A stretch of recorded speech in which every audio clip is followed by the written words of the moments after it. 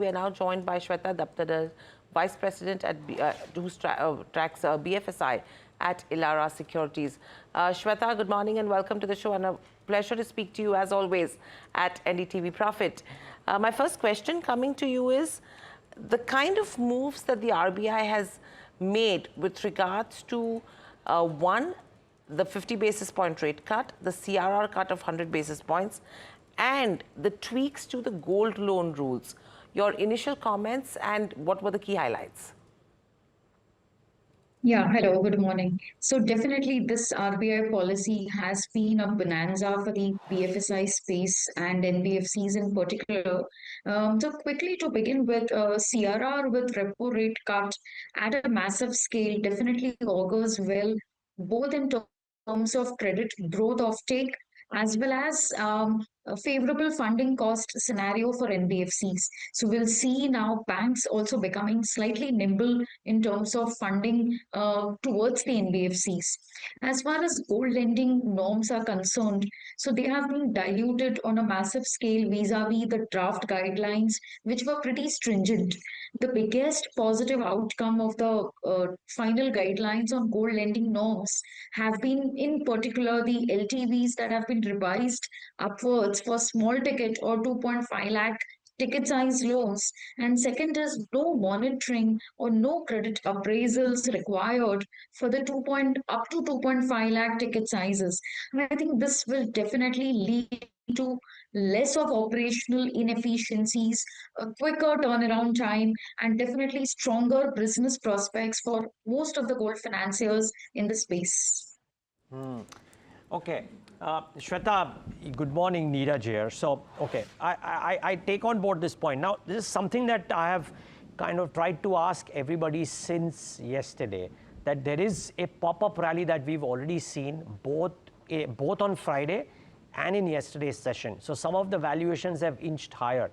The moves by the Reserve Bank, do they bring in a sustained 3 to 6 month earnings possibility for NBFCs, and therefore is this just the start of the trend, or is the cream already digested? Yeah, good morning, Neeraj. Very valid question. So, as far as gold financiers are concerned, I think the rally still sustains. And that's primarily because you will see more of credit growth. In fact, Muthoot Finance in particular will also see certain benefits flowing through on their net interest margins.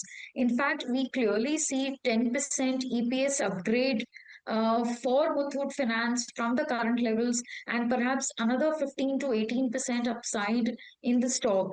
See, remember, it's also an earnings driven business model, and therefore the P's are still looking significantly lower vis-a-vis the peaks. So definitely a lot of upside left for Muthoot Finance even from the current levels.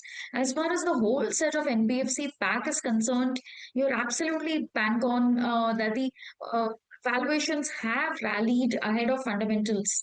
Apparently, this scenario should also sustain for another 1 or 2 quarters, given that we are in a low interest rate regime. Liquidity scenario is auguring well.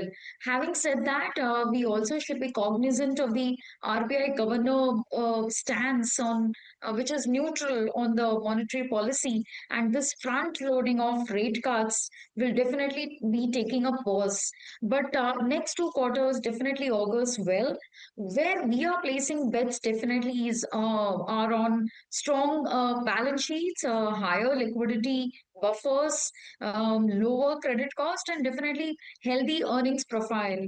So I think the AAA rated upper layer NBFCs will be the biggest beneficiaries of this post monetary RBI policy. Okay. Last question, Shweta. So you told us, and it's evident from your answers, that gold loan NBFCs are your first priority. Within the other set, in a pecking order, what is it that you are recommending clients right now? Is there something which is, I mean, 1 to 3 non-gold NBFCs? Yes, so consumer finance is the next, I think, the bet to be placed upon in the NBFC space, especially this lower rate cut scenario augurs well for small ticket loans and consumer finance, personal loans, unsecured credit definitely fits the bill.